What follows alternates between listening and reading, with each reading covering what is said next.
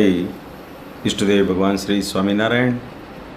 આજે અક્ષર નિવાસી શ્રી હરિસ્વરૂપ સ્વામીજીની એસજીવીપી ખાતે જ્યારે શ્રદ્ધાંજલિની સભાનું આયોજન કરવામાં આવ્યું છે, ત્યારે એમાં ઉપસ્થિત એસજીવીપી ગુરુકુલ પરિવાર વતી વિદ્વાન શાસ્ત્રી સ્વામી શ્રી માધવપ્રિયદાસજી સ્વામી તેમજ પુરાણી સ્વામી શ્રી બાલકૃષ્ણદાસજી સ્વામી, ગુરુકુલ પરિવારના તમામ આદરણીય સૌ સંતો અને ખાસ આ પ્રસંગે વિભિન્ન સ્થાનોથી પધારેલા સર્વે આદરણીય સંતો અને વાલા ભક્તો.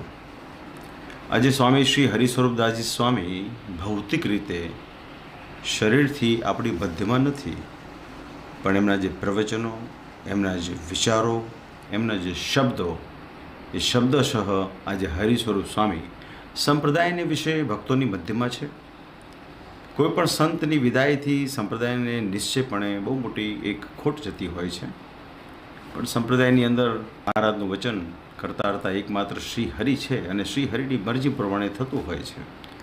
આજે સ્વામી શ્રી હરિસ્વરૂપદાસજી સ્વામીને શ્રદ્ધાંજલિ આપવા માટે જ્યારે દૂર દેશાંતરથી ભક્તો અને સંતો પધાર્યા છો, સ્વામી ખરેખર એક અજોડ વ્યક્તિત્વ ધરાવનાર, એક પ્રખર, એક નીડર, પોતાની વાણીને વિશે મક્કમ અને શાસ્ત્ર સંમત એમનું જે કંઈ પણ ચિંતન અને જે કંઈ પણ પ્રવચન હતું, એ શ્રીજી મહારાજ અને પરમહંસોની જે મૂળ વિચારધારા છે તે પ્રમાણેનું હતું.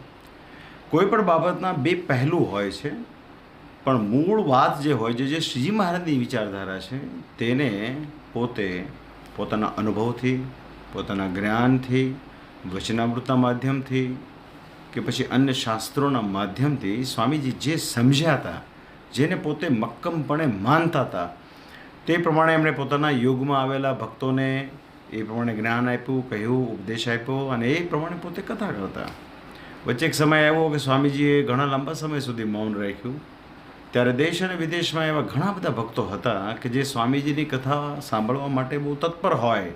એ ક્યાંક ક્યાંક અમને પણ એવી ભલામણ ઘણા ભક્તો કરતા હોય કે સ્વામીજી પુનઃ કથા શરૂ કરે તો ખૂબ સારું.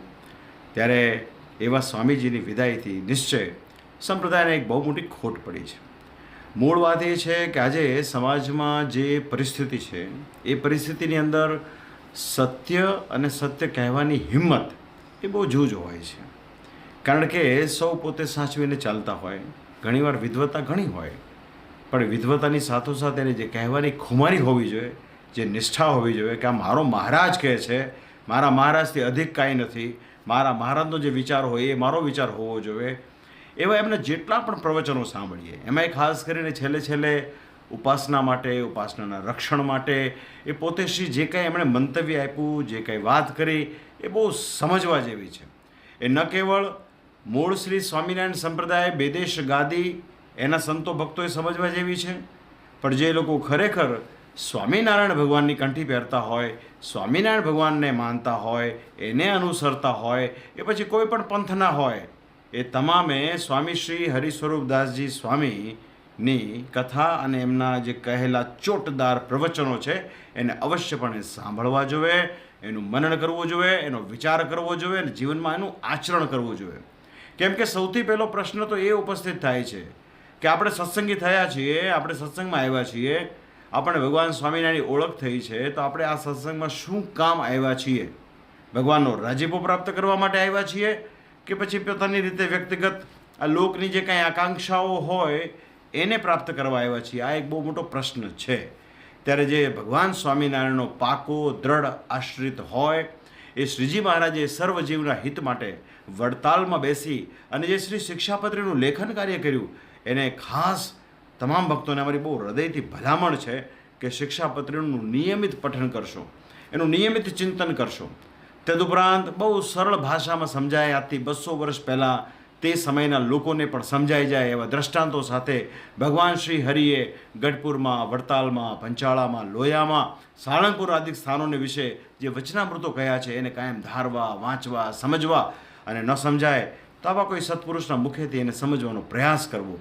સ્વામી શ્રી હરિસ્વરૂપદાસજી સ્વામીનું એક બહુ મુખ્ય આગવું અંગ એ હતું કે શાસ્ત્રને પોતે જે રીતે સમજ્યા છે, પોતે જે દ્રઢપણે માને છે, તે પ્રમાણે એમણે કહેવાની કોશિશ કરી છે અને હંમેશા આશા, અપેક્ષાઓ, કીર્તિ, પ્રતિષ્ઠા કે પ્રગતિથી પોતે નિર્લેપ રહ્યા છે, એનો અમને સાક્ષાત અનુભવ છે. અમને યાદ છે 2 વર્ષ પૂર્વે, કદાચ 3 વર્ષ પણ થયા હોય, આપણે રીબડા ખાતે ગુરુકુળ દરમિયાન એક પ્રસંગ હતો. ત્યાં સંતો એમને વાત કરી કે સ્વામી શ્રી હરિસ્વરૂપદાસજી સ્વામીને આપણે સદગુરુની પદવી આપીએ તો સારું. એમને તો ઈચ્છા નથી, એમને ખ્યાલ પણ નથી. ત્યારે અમે સંતોની લાગણીને ધ્યાનમાં રાખીને એમને સદગુરુની પદવી જ્યારે અમે એનાયત કરી, ત્યારે એમનો જે બાળક જેવો સ્વભાવ એ એમને સ્પષ્ટપણે દેખાણો. એની સાથોસાથ ઘણી વખત ઘણા પ્રસંગોમાં મળવાનું થયું હોય. એ કીર્તિ પ્રતિષ્ઠાને એનાથી પોતે સ્વયં દૂર રહેતા, ત્યારે જ આવી નિષ્ઠાપૂર્વક વાત કરી શકતા. તો આજે સ્વામી શ્રી હરિસ્વરૂપદાસજી સ્વામીની શ્રદ્ધાંજલિ સભા છે. આપણે કોઈ પણ સંત જાય એટલે વ્યવહાર પણ હોય છે, અને આપણે એની સભાનું આયોજનો થતા હોય છે, અને એમાં જે સંતોને અનુભવ થયા હોય એ પ્રમાણે કહેતા હોય છે. પણ આવા શ્રી હરિસ્વરૂપ સ્વામી જેવા સંતો બહુ જૂજ હોય છે. એમને જે કંઈ સંપ્રદાય માટે કર્યું છે એના માટે એમની જે નિષ્ઠા, એમની જે ખુમારી, આ બધા શબ્દો પર વજન મૂકવા જેવું છે. એ જે કાર્ય એમણે કર્યું છે ને એ બહુ અદ્ભુત છે. વડતાલ શ્રી લક્ષ્મીનારાયણ દેવ ગાદીના આચાર્યશ્રી તરીકે અમે પણ એમની ખુમારીને, એની નિષ્ઠાને ખૂબ ખૂબ બિરદાવીએ છીએ.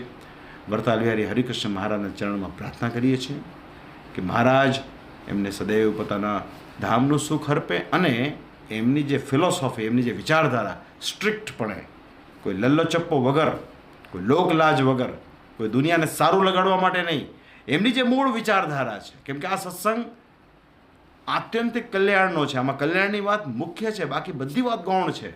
તો એમની એ જે વિચારધારા એ વિશેષપણે દ્રઢ બને ભક્તજનોમાં, સંતોમાં, એવી અમારી મહારાજે પ્રાર્થના. શ્રી હરિ ઉપસ્થિત તમામ સંતો અને ભક્તોને ખૂબ એમનું મંગળ કરે. આપ સૌ દ્વારા પણ સત્સંગની નિયમિતપણે સેવાઓ થતી રહે એવી વડતાલ વિહારી હરિકૃષ્ણ મહારાજના ચરણમાં પ્રાર્થનાની સાથે ઉપસ્થિત તમામ સંતો અને ભક્તોને અમારા ભાવથી જય સ્વામિનારાયણ.